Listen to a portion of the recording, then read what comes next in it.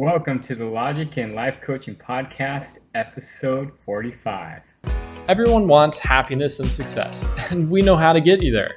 Come listen to the Leadership Society of Arizona as we teach a proven logic to help you simplify life, overcome challenges, and predict the future. You're listening to the Logic and Life Coaching Podcast.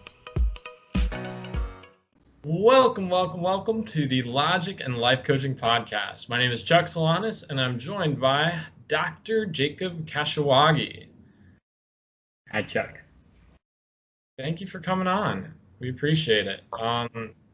My question today is going to be about mental health. And so I know that mental health is a huge crisis around the world, probably one of the largest issues today in society.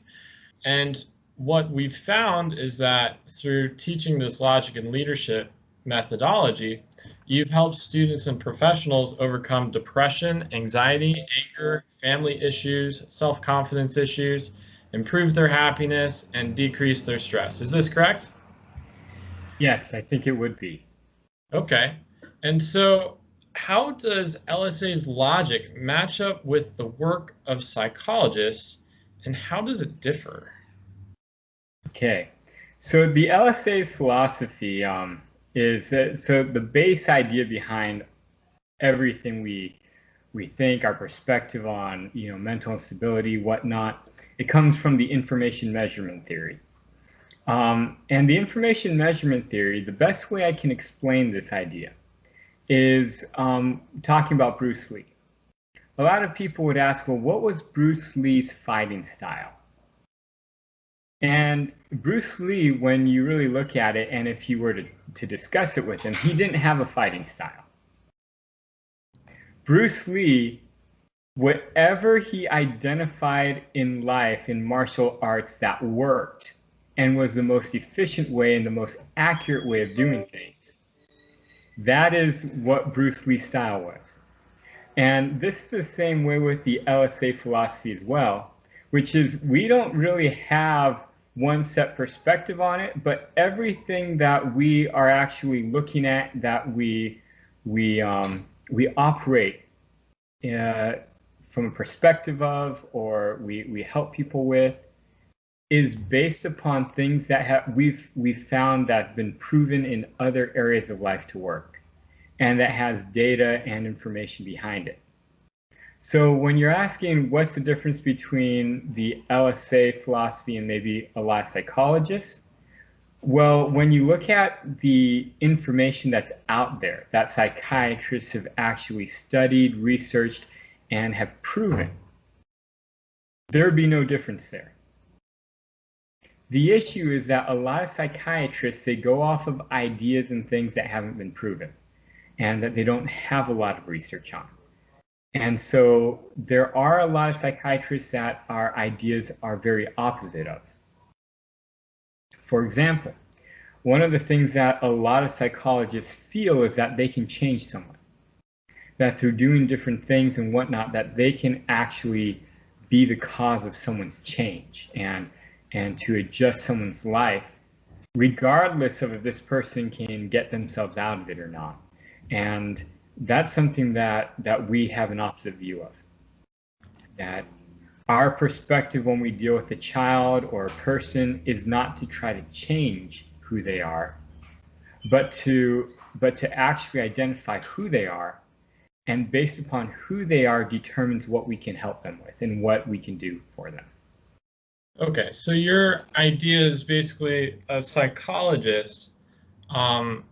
One of these approaches that psychologists may take, and this is not all psychologists, but assuming that they try and tell a patient that they need to change, even though they are not actually capable of changing a certain thing. Is that what you're saying? It's like having a set curriculum when the curriculum doesn't really fit who the person is. A lot of times in psychology, they have these set ways of doing things. You go through this step, then you go through this step, then you go through this step. And a lot of times those are good steps. But the idea is it doesn't matter who the patient is, you always go through these steps. And our way of looking at it is first you have to identify who the person is. And everything else is shaped around who that individual is and what their capability is. Does that make sense? Right. So if you identify someone as ready to change, is all psyched up about overcoming whatever problem that they have, you're like, all right, full steam ahead. Let's figure out what you want to do and let's help you how to get there.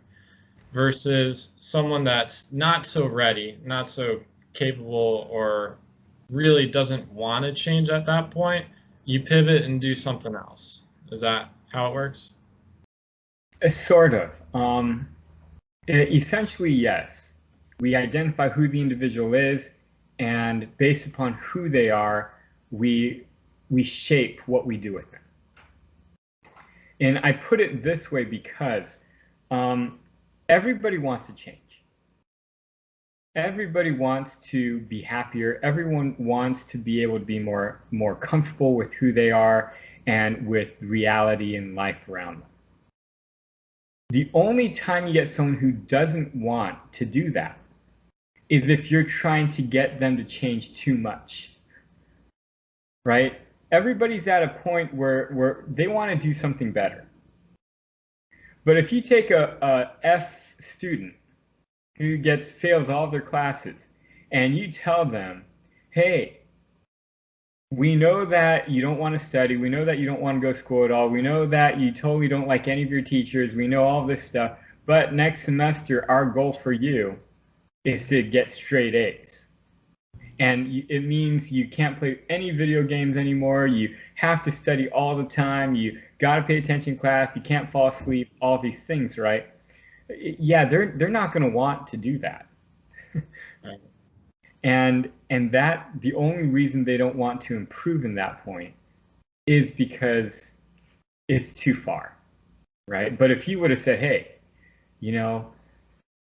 do everything you're doing, but we realize that you are interested in arts, right? And so maybe we adjust one of your classes, take an art class, and you try to, maybe do a picture or something, or one little step there.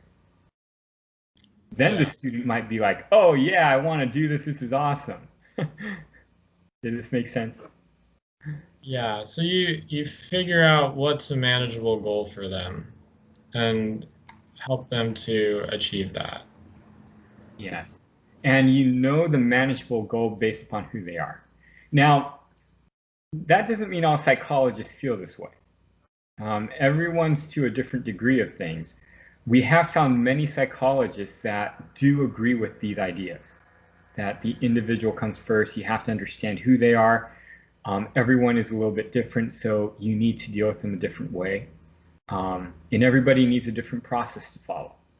And there's many tests in psychology that they've done to understand this. There have been a lot of psychologists that have done good research tests that have found ideas that we very much agree with, that we have seen it works in other areas other than psychology, that we've seen these ideas.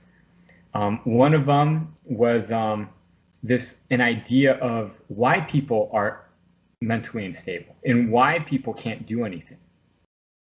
And what the psychologist found is because when people have too many options, when they have to make too many decisions, when things are too complex for them, it causes this person to shut down and not do anything. And this, I believe this person did multiple tests in this area and found always this to be true. The more decisions or options you have, the more it paralyzes you.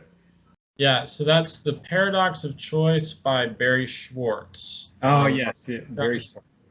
That was the TED Talk, yeah.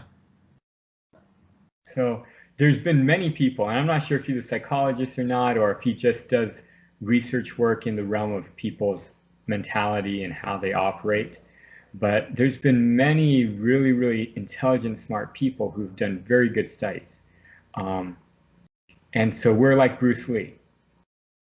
Someone shows us something works or something's accurate, we incorporate it. And that's how the LSA operates. Yeah, is that why you do Minute to Win It at your summer camps? We found that to be very entertaining, and we also found it. We also found that yes, it's a very good learning thing too. So. Got it. Okay.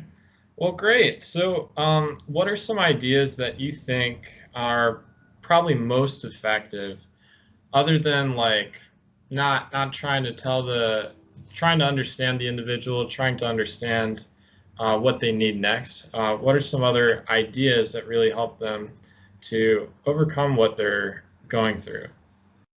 So everyone's unique and different, but there's certain natural laws and tendencies of people and why they feel certain ways.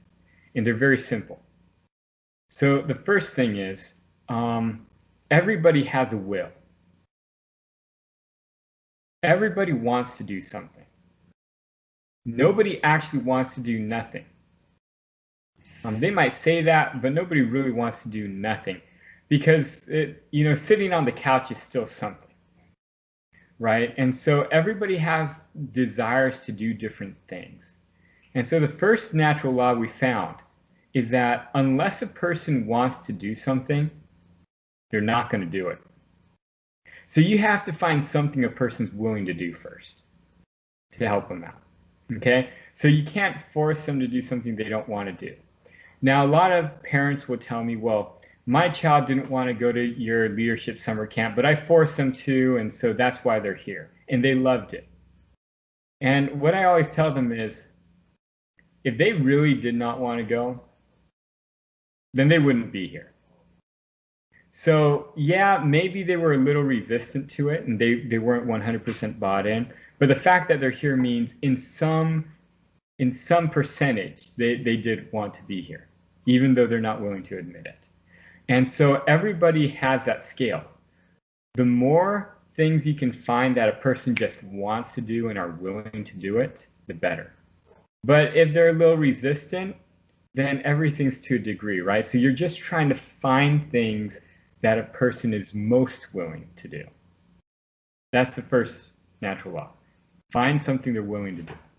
Well, so that premise of, oh, well, they were kind of resistant, they wouldn't have shown up if I didn't force them, that causes a lot of confusion, I would think. It does. So I just tell parents and people helping someone, hey, if the only thing you can think of is something that they're going to kind of fight you out on, but they'll still do, hey, do it. But it's better if you can find something all the way and things that they won't resist you on. That makes sense. Okay, great. Okay, so first one, they got to be willing to do it. Second one, people will always do things that are simple.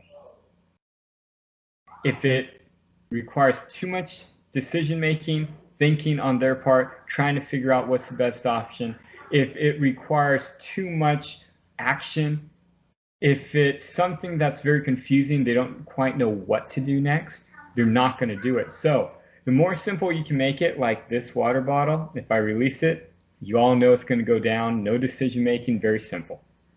The more like that you can make something, the more likely somebody is willing to accept it, do it, and learn from it.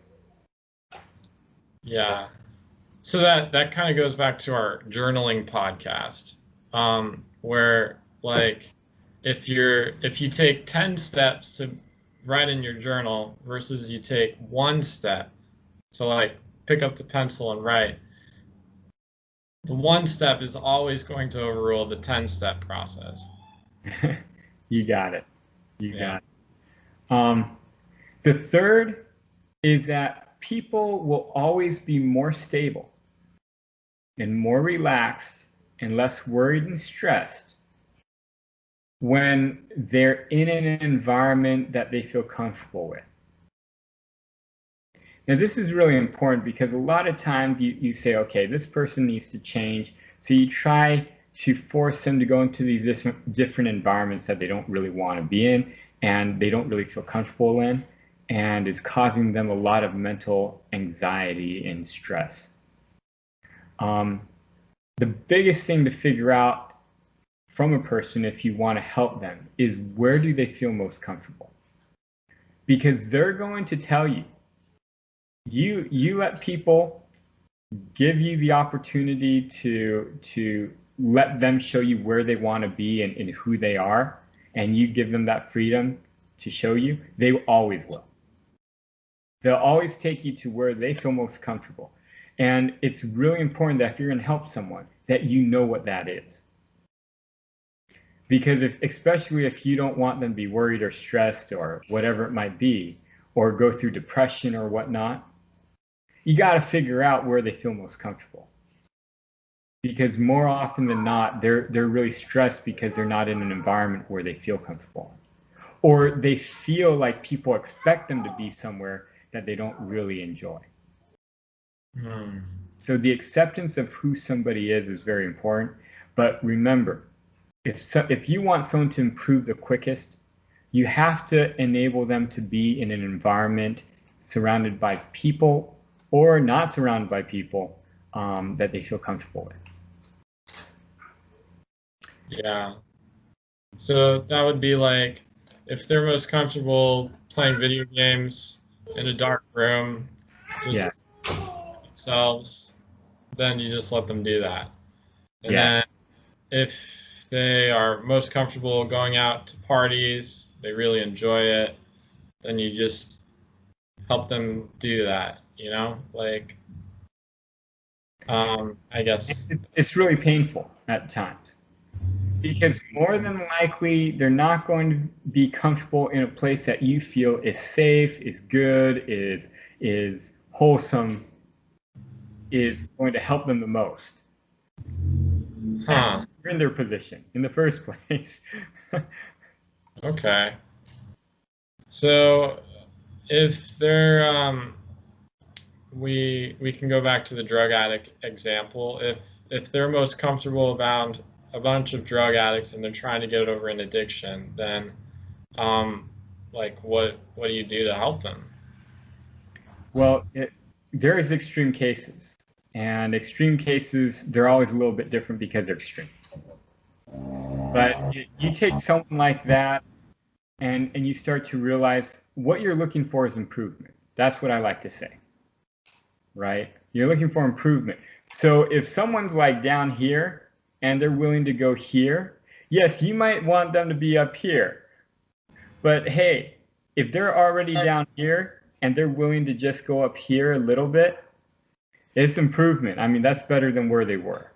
Right. So they're willing to go from 1 to 2, not 1 to 50, you know, like. And yeah, it still might be dangerous. It still might be, you know, not the best and not the most conducive to a environment that you would think would be stable and great, but it's what they feel comfortable with.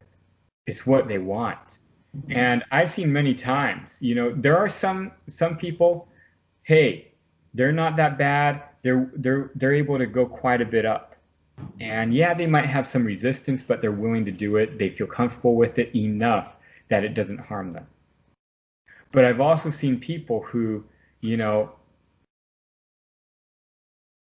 they need that type of high risk environment that's not necessarily the best, and they need it. And as much as other people try to force them to come to this like safe, amazing, what we think is low stress environment, it just caused them to go more crazy insane. And I've seen that when they were able to go to the type of environment that they enjoy and appreciate, slowly by slowly they can build back up. Yeah. You know, I was just watching this movie called At Eternity's Gate. It's about Van Gogh. And so how he kind of went into madness because nobody appreciated him for who he was and how he viewed the world. They said that his type of painting wasn't real art, and it was kind of like a sculpture in paint. And so he went just kind of ostracized by people everywhere he went. But there were points in the movie where he was really comfortable. He was really comfortable with his brother, and he was really comfortable with this other painter.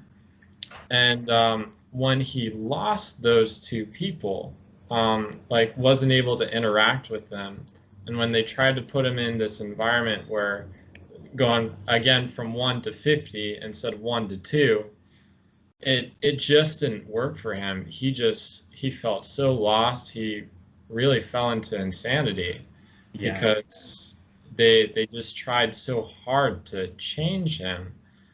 Where if he was just comfortable, I think it could have solved a lot of that, and maybe he wouldn't have ended up how he did.